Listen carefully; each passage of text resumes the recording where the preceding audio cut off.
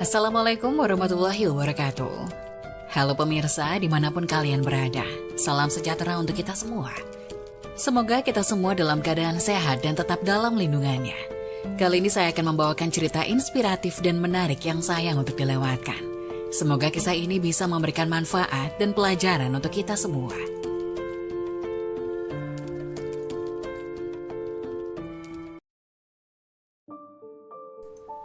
Astagfirullah, 20 tahun sholat tahajud tapi masuk neraka, ternyata akibat melakukan hal ini di dunia. Sholat tahajud menjadi ibadah sunnah yang dikerjakan pada malam hari selesai sholat isya hingga terbitnya fajar dan setelah bangun tidur. Bahkan pengerjaan sholat tahajud ini paling diutamakan setelah sholat fardu 5 waktu. Dalam sebuah riwayat, Nabi Muhammad SAW bersabda, artinya, puasa yang paling utama setelah puasa Ramadan adalah puasa pada bulan Allah Muharram, sementara sholat yang lebih utama setelah sholat wajib adalah sholat malam. Hadis riwayat Muslim. Bahkan waktu pelaksanaan sholat tahajud termasuk ke dalam waktu mustajab memanjatkan doa. Menurut buku kumpulan doa mustajab, pembuka pintu rezeki dan kesuksesan susunan Denny Lesmana, pengamalan sholat tahajud yaitu pada sepertiga malam terakhir atau malam hari, mendekati waktu subuh atau sahur. Melalui surah Az-Zariyat ayat 18 Allah berfirman, artinya, dan selalu memohonkan ampun di waktu pagi sebelum fajar. Berkaitan dengan salat tahajud, ada sebuah kisah mengenai seorang ahli tahajud yang tidak mendapatkan jaminan surga. Mengapa demikian? Simak kisahnya berikut ini, sebagaimana dilansir buku Keajaiban Tahajud, Subuh dan Duha untuk Hidup Berkah, Bergelimang Harta, Sukses, dan Bahagia karya Ferry Taufik Al-Jaquin. Kisah ahli ibadah yang rutin salat tahajud namun tidak dapat jaminan surga. Alkisah, seorang ahli tahajud bernama Abu bin Hashim. Ia merupakan seseorang yang rajin mengerjakan sholat tahajud dan tidak pernah meninggalkannya selama 20 tahun. Suatu ketika saat ia ingin mengambil air wudhu, sesuatu mengejutkannya. Sebuah sosok duduk di pekarangan rumahnya. Abu bin Hashim lantas bertanya, "Wahai hamba Allah, siapakah engkau?" Mendengar pertanyaan Abu bin Hashim, lalu ia menjawab seraya tersenyum ke arahnya, "Saya adalah malaikat utusan Allah." Abu bin Hashim kemudian kembali bertanya, "Apa yang kamu lakukan di sini?" Malaikat itu menjawab pertanyaan Abu bin Hashim untuk kedua kalinya. "Saya diberitahu untuk menemukanmu, pelayan Allah." Dilihat oleh Abu bin Hashim, malaikat itu memegang buku yang cukup tebal. Lagi-lagi ia melontarkan pertanyaan kepada malaikat tersebut. "Oh malaikat, buku apa yang kamu bawa?" "Saya akan buka." Malaikat itu lantas membuka buku tersebut. Abu bin Hashim percaya namanya tercatat di sana, tapi yang terjadi justru sebaliknya. Nama Abu bin Hashim tidak tercantum di dalam buku tersebut.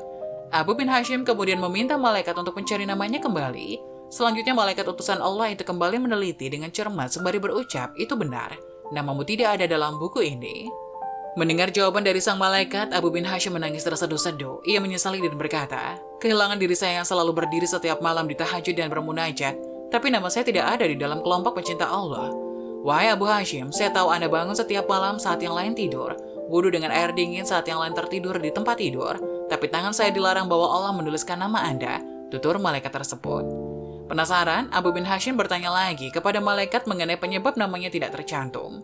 Malaikat kemudian menjelaskan, "Anda bersedia pergi ke Allah, tapi Anda bangga pada diri sendiri dan bersenang-senang memikirkan diri sendiri." Ada tetangga Abu bin Hashim yang sakit atau kelaparan namun beliau tidak melihat atau membantunya untuk memberi makan. Karenanya sosok Abu bin Hashim yang tidak pernah mencintai makhluk yang diciptakan Allah tidak tercantum namanya dalam buku tersebut. Bagaimana mungkin kamu bisa menjadi kekasih Tuhan jika Anda sendiri tidak pernah mencintai makhluk yang diciptakan Allah? Tambah sang malaikat.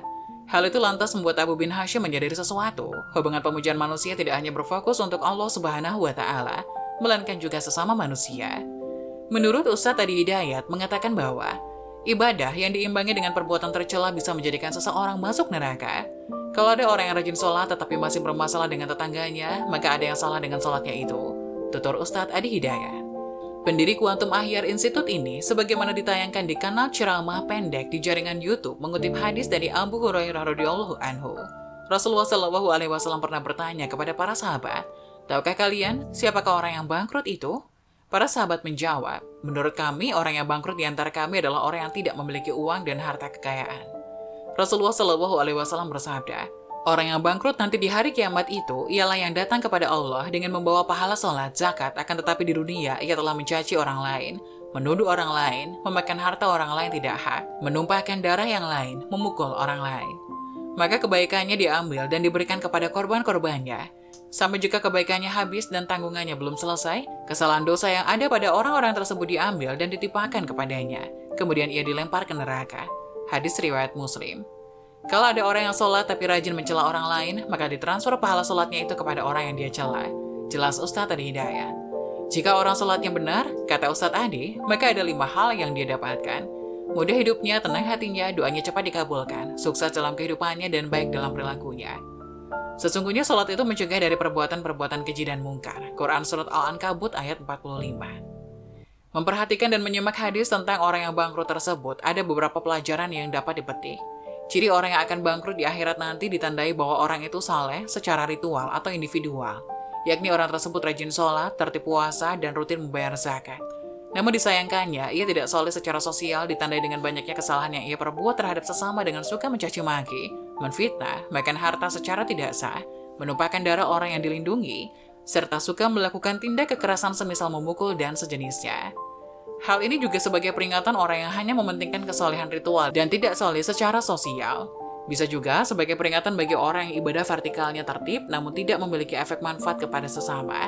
Dikarenakan di akhirat dinar dan dirham sudah tidak laku dan diberlakukan lagi, maka amal solihlah sebagai penebus kesalahan-kesalahan yang telah ia lakukan. Pahala sholatnya, puasanya, zakatnya, dan lain-lain akan diambil buat membayar atau menebus kesalahannya. Jika mencukupi tentunya tidak terlalu masalah. Namun jika belum mencukupi, padahal amal solehnya telah habis, sementara tuntutan orang yang dirugikan belum selesai, maka dosa orang yang dirugikan tadi diambil untuk dibebankan pada orang yang berbuat salah tadi.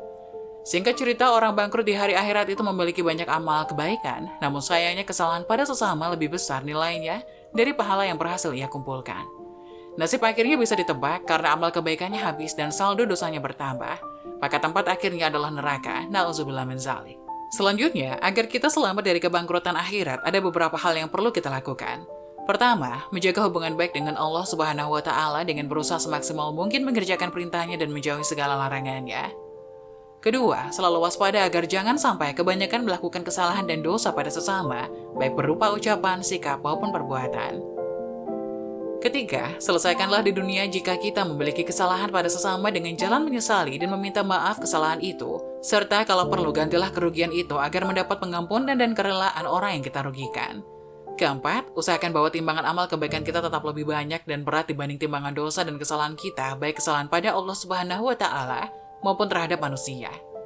Lakukan secara benar. Pada dasarnya orang yang telah beramal soleh tidak akan menjadi orang yang bangkrut bila ia melakukan secara benar. Karena amal soleh yang dilakukan secara benar bisa mencegah dirinya dari melakukan perbuatan dosa, baik dosa kepada Allah ataupun dosa kepada manusia. Orang yang soleh secara benar tentu ia akan selalu berupaya untuk tidak berbuat dosa kepada orang lain. Bukankah sholat sebenarnya untuk mencegah dari perbuatan keji dan mungkar? Sebaliknya, orang yang tidak benar sholatnya, yaitu mereka yang lalai tentang makna sholat, mereka akan tetap tergolong sebagai orang yang celaka. Quran Surat Al-Ma'un ayat 4 dan 5. Karena orang seperti itu setelah sholat pun tetap suka berbuat dosa, misalnya menyakiti atau membuat orang susah.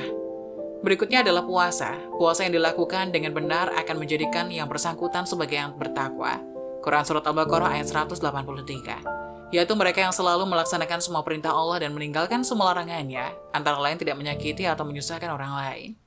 Sebaliknya, puasa yang tak benar, misalnya hanya mampu menahan perut dan farajnya, tidak akan berhasil mengendalikan diri dari perbuatan dosa, terutama kepada manusia. Begitu juga dengan zakat dan sedekah. Zakat atau sedekah yang dikeluarkan secara benar bisa mensucikan dan membersihkan jiwa yang bersangkutan. Quran Surat Taubah ayat 103.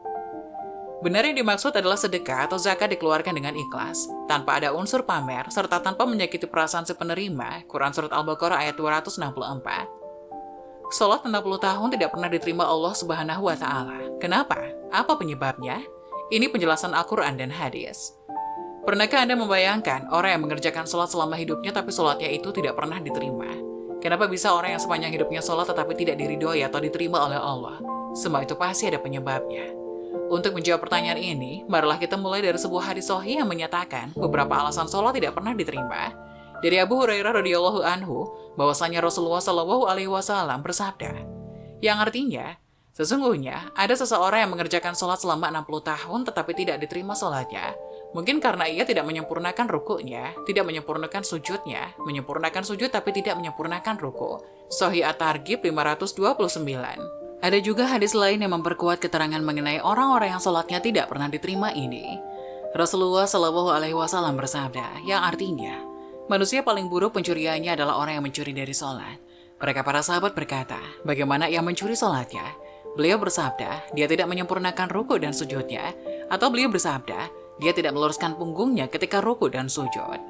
Hadis ini sahih berdasarkan riwayat Ahmad dalam Al-Musnad nomor 310. Hadis ini juga disahihkan oleh Syekh Al-Albani dalam Tahrij Al-Mishkah nomor 885. Alasan lain orang yang tidak pernah diterima sholat karena sebagian orang ada yang tergesa-gesa berwudu. Akibatnya tidak sempurna wudu saja, tapi juga ada sebagian anggota tubuh yang tidak basah terbasuh air. Maka yang demikian wudunya menjadi tidak sah, maka sehingga sholat pun menjadi tidak sah. Perhatikan hadis berikut ini. Dari Abdullah bin Amr bin Al-Ash, Abu Hurairah dan Aisyah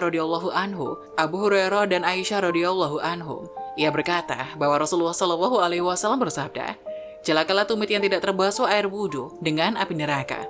Hadis Bukhari nomor 165 dan Muslim nomor 241. Dengan demikian, seorang muslim harus memperhatikan bagaimana cara tuntunan sholat, mulai dari berwudhu hingga saat melaksanakannya.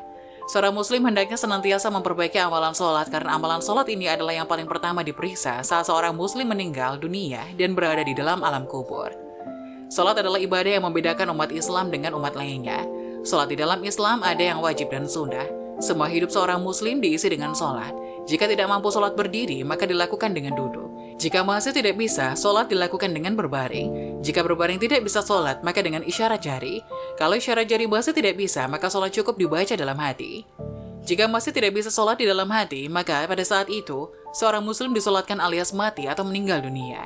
Maka pertanyaan terbesar, apakah sholat yang kita kerjakan selama ini sudah sesuai dengan tuntunan Nabi Shallallahu Alaihi Wasallam? Sudahkah sholat kita memenuhi syarat dan rukunnya? Semoga penjelasan ini bermanfaat. Sekian dari kami, terima kasih. Wassalamualaikum warahmatullahi wabarakatuh.